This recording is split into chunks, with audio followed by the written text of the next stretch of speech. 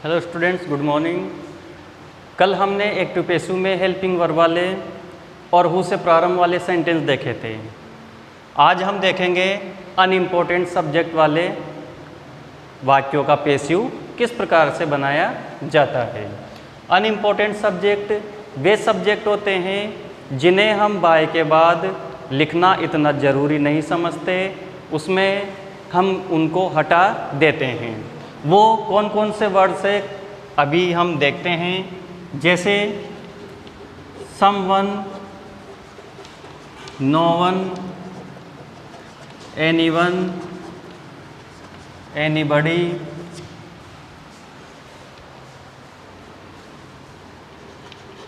आदि। ये कुछ वर्ड्स आपके सामने लिखे हैं, someone, no one, anyone, anybody.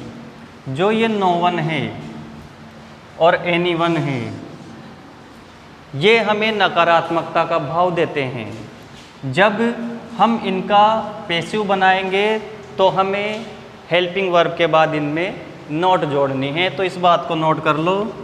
No one, anyone शब्दों वाले वाक्यों में हेल्पिंग वर्ब के बाद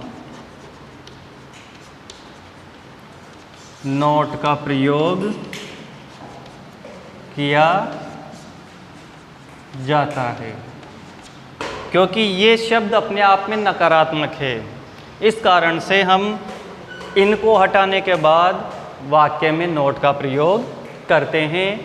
समवन, एनीबडी आदि शब्दों को हम हटा देते हैं। जैसे इसमें मान लीजिए पीपल हुआ, तो इस वर्ड को भी हम हटा देते हैं।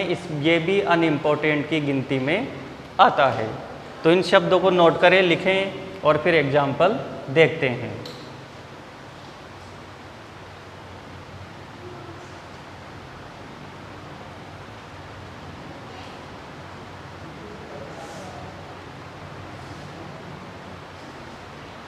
लिख लिया होगा।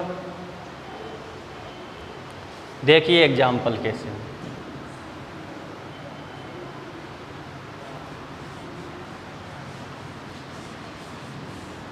जैसे मान लीजिए कोई एग्जाम्पल है, समवन इज कॉलिंग मी। ये सेंटेंस है, हमें इसमें दिखा समवन, तो हमने लिखा ये अनइम्पोर्टेंट सब्जेक्ट, इसको हम हटा देंगे। मी चेंज होगा आई में। आई के बाद हेल्पिंग वर्ब इज दे रखी है, इज कॉलिंग, तो एम जोड़ देंगे। आईएनजी फॉर्म है, बीइंग लगा देंगे और इसकी थर्ड फॉर्म कॉल्ड जोड़ देंगे।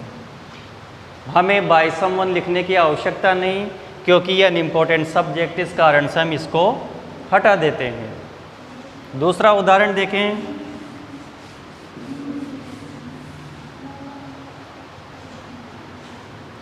Many people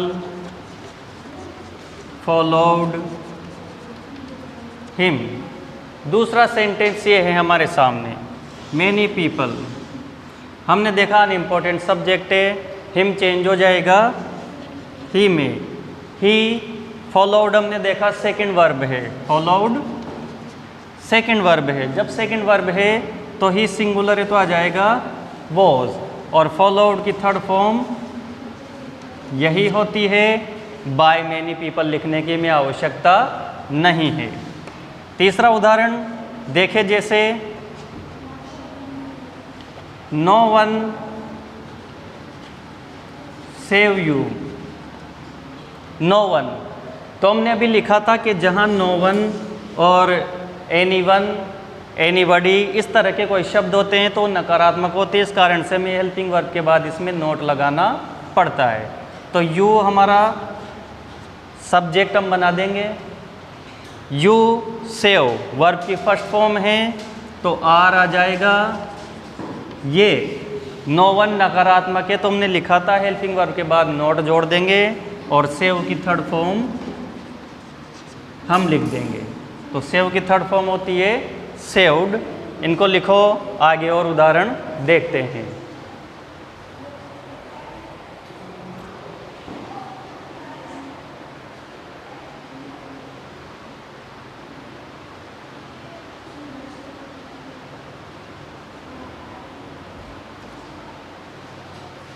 देखिए आगे और example.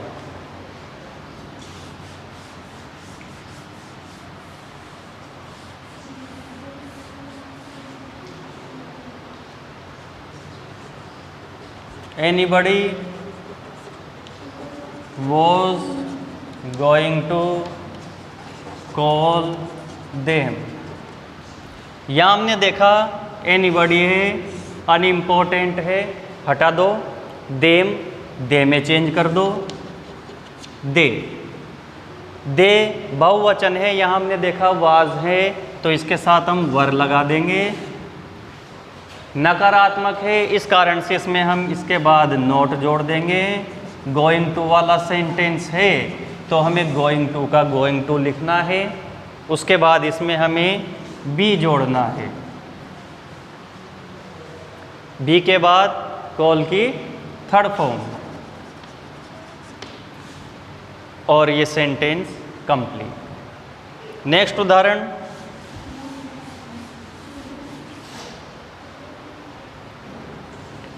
People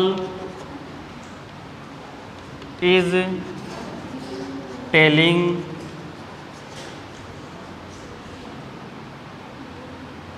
the truth.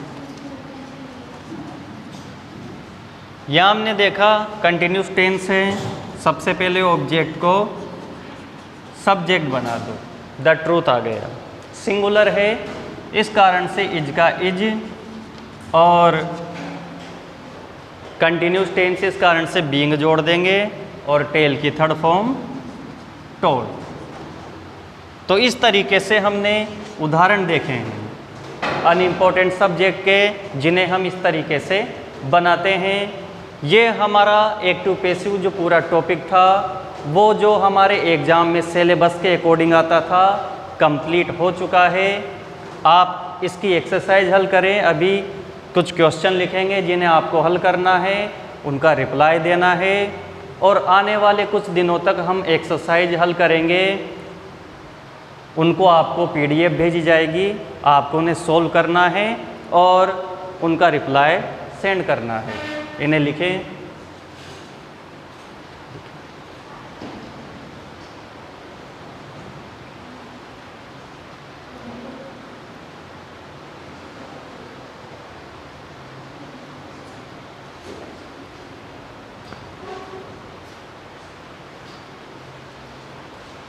Example लिखिए।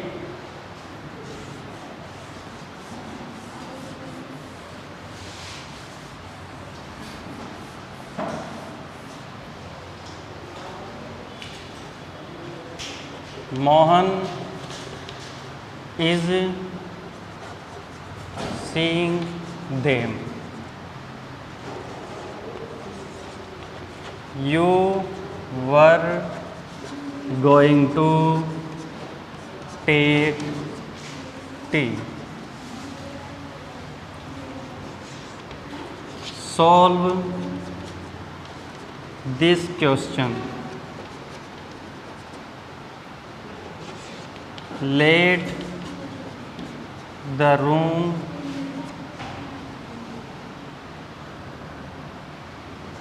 let।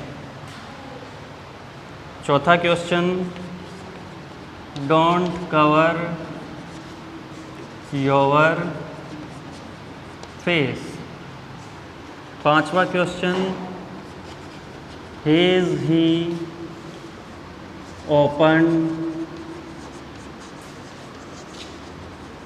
the doors। Sixth question, I am teaching students।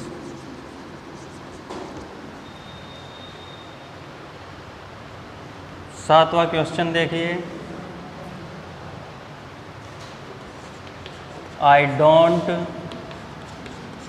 teach English। आठवां क्वेश्चन देखिए, आई टीच स्टूडेंट्स। 9वां क्वेश्चन देखिए,